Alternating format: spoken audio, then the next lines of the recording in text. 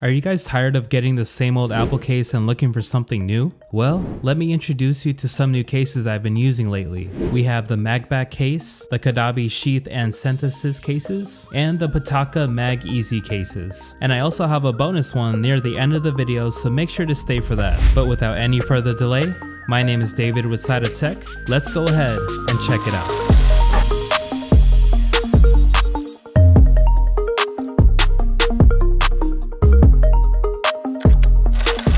In my opinion, one of the biggest features on a brand new iPhone case is the magnet. That and being able to protect my phone from at least a 6-foot drop. That's the bare minimum in an everyday phone case. So with that being said, let's go ahead and move on to our first one, the MagBak case. If you guys are already looking at the Apple Silicone cases, seriously consider looking at the MagBak case instead. They have their own ecosystem of products that revolves around the improved magnets of this case. And it's totally the way to go if you think the current magnet on the Apple cases is way too weak. I mean, look at this party trick. The feel is very similar to the Apple Silicone cases, so it's slick, easy to pull out of your pocket, and very comfortable in the hand. Also, if you're a fan of MagSafe wallets, pair this case up with the MagBak wallet and it becomes even better. The wallet, in my opinion, is so much better than the Apple one, and it comes with a loop in the back so you can carry your phone. Not to mention you can fit up to 6 cards rather than Apple's 3 cards, so that's definitely a plus. Now let's talk about the magnet, because that's basically the concept of this case. Exposing some of the insides shows that MagBak went ahead and added some additional magnets around the perimeter. So that means it can easily pick up my test charger, the Nomad Base 1, which is a super heavy charger at 545 grams in weight. Along with 6 feet of drop protection and paired with the wallet, you don't have to worry about it slipping off the phone, as the magnet is just that strong. Now, while I have a bunch of good things to say about this case, there are a few cons. For one, the fingerprints and marks will appear in this case like crazy. If that really bugs you, then you might want to reconsider getting a silicone case at all. This is just a common problem with this type of material, and it's not necessarily MagBak's fault. Now, while the magnet is much improved, this means that it will get caught onto metal more often. This can be a problem when you go to charge your phone and one of the outer magnets gets caught up on the charger the wrong way, leading to your phone not being charged. This has happened to me a couple of times, so a quick double check to make sure your phone is charging is all it takes to solve this problem. So that's the MagBak case. And if you guys aren't into silicone cases at all, let's go ahead and take a look at some other alternatives.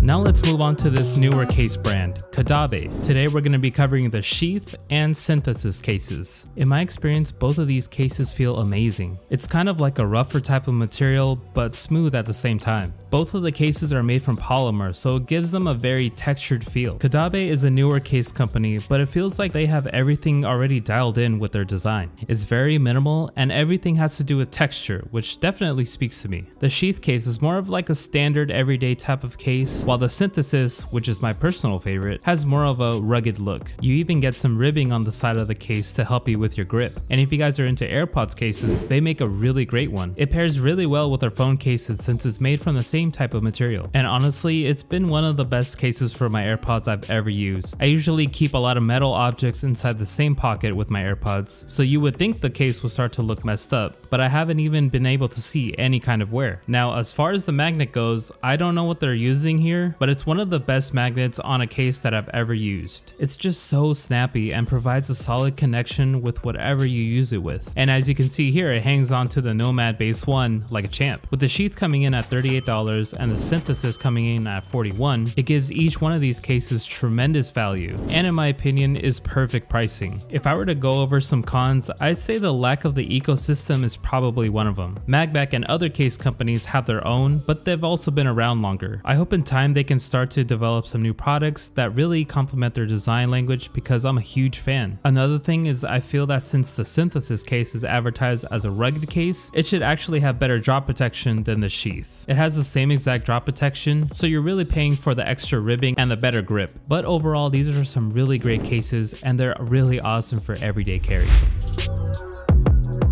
Okay, so now let's move on to some of the most beautiful cases I've ever used on my iPhone. These next cases are from a company called Pitaka. Today we're covering the MagEasy Case 3 and the MagEasy Case Pro 3. These really do step up in price at $59.99 and $69.99 respectively. What you're really paying for here is the aramid fiber material, which is really nice to look at, and when they weave patterns into them, it just looks incredible. The regular MagEasy case is slim protection, so this opens up the top and bottom and the side buttons, which is safe to say this case won't save your phone from a 6-foot drop. If you need something more protective, definitely go with the Pro version, as it covers the whole entire phone and has a super tight fit. Both handle very well and are not slippery, and neither one of them are bulky at all. Now moving on to the magnets, which unfortunately is not the strongest suit of these cases. The magnet on the regular case actually isn't too bad and was able to pick up my Nomad Base 1. The Pro version, however, was not able to pick up the Nomad Base 1 at all. And also, fingerprints is a huge problem with these cases. Especially on the Pro version, those fingerprints definitely get in there. So even with these cons, why do I pick up these phone cases every single year from my iPhone? It's really simple. It's the designs that aramid fiber can create. It's just something that can't be replicated in any kind of material, and it's always a conversation starter. So if you're looking for something like that, I'd go for one of these cases from Pitaka.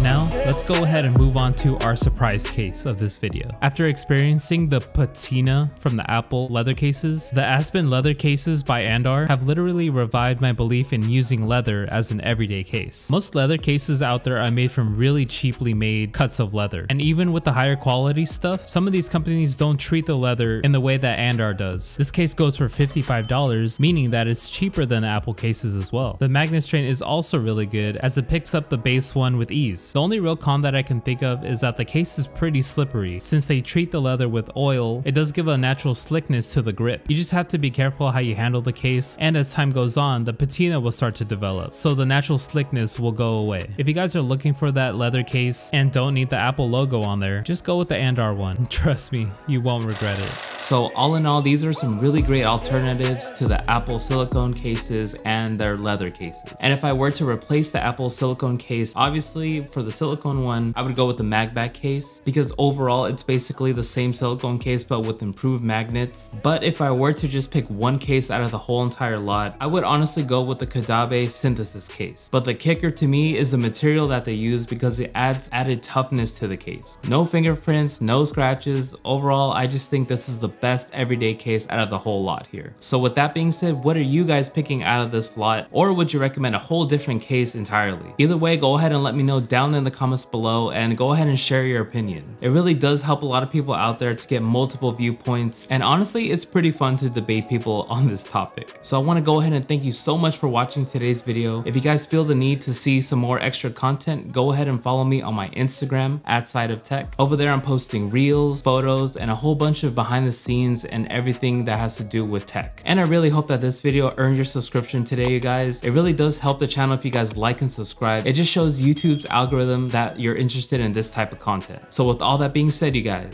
this was David serving you a little side of tech, and I'll see you in the next video. God bless you guys.